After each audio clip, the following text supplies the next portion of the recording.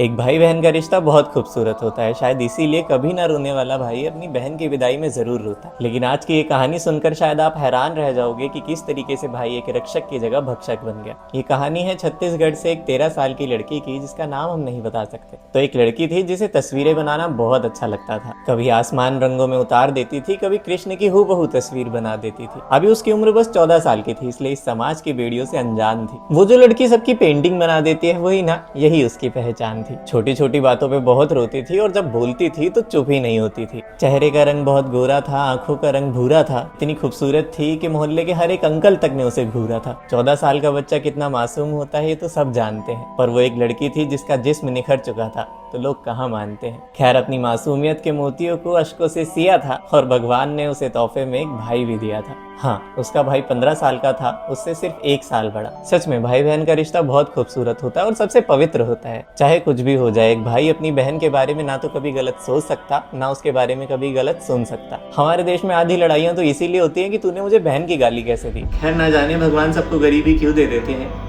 कि उसके पापा के साथ साथ उसकी माँ भी काम पे जाती थी। उसके मम्मी पापा दोनों सुबह उठते ही काम पे चले जाते थे और घर में रहते थे वो और उसका भाई। 2 बजे तक दोनों का स्कूल चलता था, उसके बाद दोनों घर आ जाते थे। उसके घर से थोड़ी सी दूरी पे उसकी बुआ का भी घर था। बुआ का एक बेटा था जिसकी उम्र अभी 16 साल थी और उसका सगा भाई और उसके बुआ का बेटा दोनों आपस में बेस्ट फ्रेंड्स थे। पर बेस्ट फ्रेंड्स होने के साथ साथ दोनों एक नंबर के बदतमीज थे। भगवान अगर किसी को तोहफे में खूबसूरती देता है तो उसके साथ लाखों परेशानियां भी देता है। सबसे पहला तो ये समाज जो उसे घूरता ही रहता है। वो लोग जो उस जिस्म की तलब के लिए, अपनी प्यास बुझाने के लिए अपनी सारी सीमाएं भूल जाते हैं। लड़की खूबसूरत हो या ना हो, रात में अकेले बाहर निकल ही नहीं सकती। उसे पता होता है कि ये समाज उसे घर लौटने कभी नहीं देगा। पर अभी वो सिर्फ 13 साल की थी, उसे इन सब बातों के बारे में कुछ भी नहीं पता था। हर साल अपने दोनों भाइयों को राखी बांधती थी, बदले में एक चॉकलेट ही तो मांगती थी। पर एक दिन इस सुनहरे आसमान को काले बादलों ने घेर। न जाने क्यों उसकी मासूमियत पर छा गया था अंधेरा। हल्की हल्की हवा छाई, पर उसे ये खामोशी समझ ही नहीं आई। और समझ आती भी कैसे कि अभी उसकी उम्र ही इतनी ज्यादा छोटी थी। आज भी बाकी दिन की तरह मम्मी और पापा काम पर गए थे, पर स्कूल से आते वक्त वो दोनों भाई बहन भीग गए थे। बेरुख सी बहारों में किसी नादान परी की तरह खो गई थी। भीगने की वजह से वो थक गई थी, इसलिए वो आराम से सो गई थी। इस स्कूल ने, इस समाज ने कभी उसे बैड टच के बारे में पढ़ाया ही नहीं था।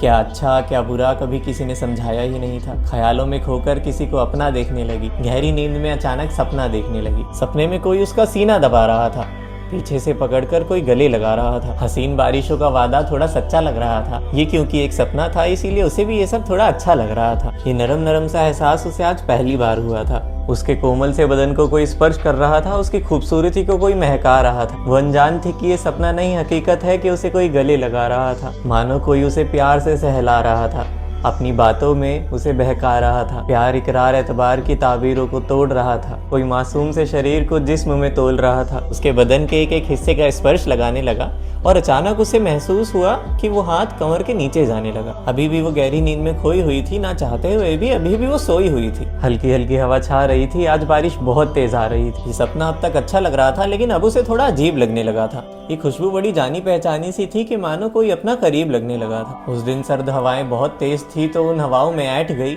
अचानक उसकी आंख खुली और आंख खुली तो उठकर बैठ गई। नजर झुकाई तो देखा उसके कपड़े नीचे हुए पड़े थे। नजर उठाई तो देखा वहां दोनों भाई खड़े हुए थे। तकदीरों के दामन बिगड़ने जा रहे थे, पर वो दोनों भाई अभी भी कुछ समझ नहीं पा रहे थे। शर्माई वो, उसे लज्जा आई। जल्दी से उसने चुन्नी उठाई और अपने सीने पे लगाई। ये सब क्या हो रहा था बता ही नहीं रहे थे। वो हैरान थी ये देखकर कि उसके भाई उस पर से नजर हटा ही नहीं रहे थे। नादान था वो बदन जिन्हें उन हाथों ने जकड़ लिया। चुपचाप जब उठने लगी बाहर जाने के लिए तो उन दोनों भाइयों ने उसे कसकर पकड़ लिया और अचानक कहते, सुनना, तू तो हमारी बहन है, तू तो हमारे साथ वो सब कर ही सकती है।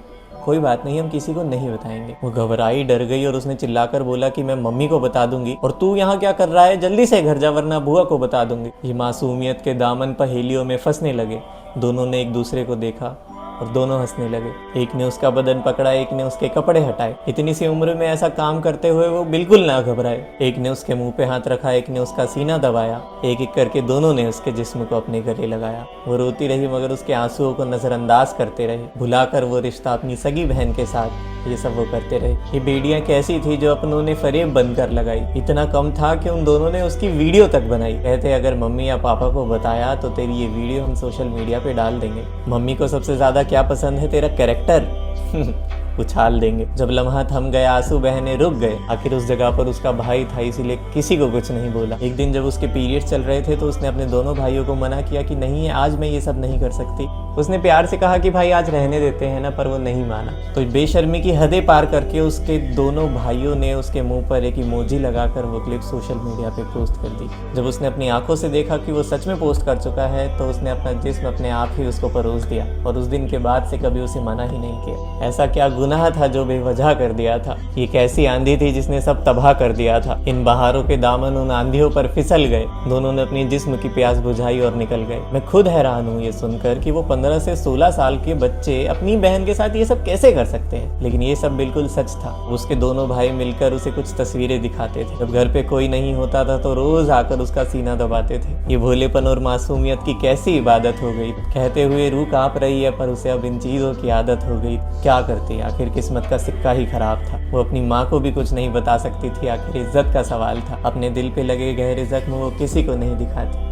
आज भी वो तड़पती रहती है, पर ये बात किसी को नहीं बताती। अब उसे इन सब चीज़ों की आदत लग गई है, क्योंकि उसे पता है कि अगर मैंने किसी को बताया तो इसका असर कहीं ना कहीं मुझ पर और मेरी ज़िंदगी पर भी पड़ेगा। मेरा पूरा परिवार बिखर जाएगा, मेरे रिश्तेदारों से बोलचाल बंद हो जाएगी। मेरे पापा इसका स्कूल छुड़वा देंगे, वो कभी अपनी ज़िंदगी में अपनी मर्जी से कोई काम नहीं कर पाएगी, अपने घर से बाहर नहीं जा पाएगी। अपने बच्चों का ध्यान रखा करो। अगर तुम उन्हें अकेले घर पर छोड़ के जाते हो तो अपनी बेटी का ध्यान रखा करो। उससे पूछा करो कि उसे किसी बात का डर तो नहीं है या फिर उसे कोई सता तो नहीं रहा है। उसकी इज्जत से बड़ी उसकी मासूमियत है, उसकी ज़िंदगी है। इस समाज में इज्जत के नाम पे लड़कियों को डराया जाता है, इतना डराया जाता है कि कभी वो किसी अपने से अपने दिल की बातें शेयर कर ही नहीं पाती। कभी किसी का चाचा, कभी किसी का फूफा, कभी किसी का खुद का भाई। माना हर लड़का एक जैसा नहीं होता, पर हमेशा लड़का ही क्यों होता है? गली में, मोहल्ले में या फिर बाजार में चलते हुए कोई लड़का छेड़ दे तो वो अपने घर पे आकर बता भी नहीं पाती। क्यों? क्योंकि उसके घर वाले अगले दिन से उसे जाने ही नहीं देंगे। इतना सब होने के बाद भी ये समाज लड़कियों पे, लड़कियों के कपड़ों पे सवाल उठाता है। न जाने कितनी लड़कियों की कहानियां ऐसी होगी जिनके साथ ये सब होता है, पर वो आवाज नहीं उठा पाती। क्यों? क्योंकि उनका परिवार बिखर जाएगा। ये कहानियां किसी पुलिस स्टेशन में दर्ज नहीं होती, किसी अदालत में दर्ज नहीं होती। ये कहानियां छुपी रह जाती है कुछ दिलों में। कहानियां बसी रह जाती है उस दिमाग में और कभी भुलाई नहीं जाती। पर हाँ, जिंदगी की किताब का सबसे गहरा और सबसे अंधेरे वाला पल बनकर रह जाती है। एक ऐसा किस्सा बनकर रह जाती है जो वो इंसान चाहता ही नहीं था कि उसकी जिंदगी की किताब में कभी हो। अब भले ही उसकी जिंदगी में कितने भी हसीन पल आए, पर इस वक्त को वो कभी नहीं भुला पाएगी, ना भुला सकती। लड़की की एक ऐसी कहानी होती है जिसे वो किसी को नहीं बता सकती। आज भी जब वो पल याद आते हैं तो मन कहता है काश ये पल हमारी जिंदगी में होते ही ना। एक लड़की की जिंदगी में मुश्किलें तभी से पैदा हो जाती है जब वो जन्म लेती है, जब ये समाज उस पर हजारों बंदिशें लगा देता है। वो तो किसी फरीब के घर पे नहीं सोई थी, उसने तो कोई बॉयफ्रेंड नहीं बनाया था, फिर भी उसके साथ ऐसा हुआ क्यों?